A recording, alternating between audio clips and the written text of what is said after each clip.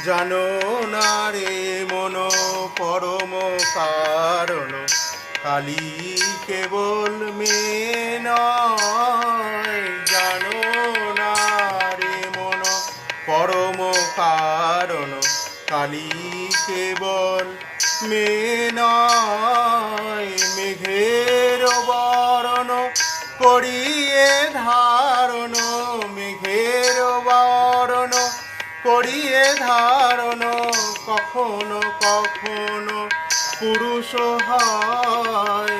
জানো না রে মন পরম কারণ কালী কেবল মেয়ে নয়। জানো না রে মন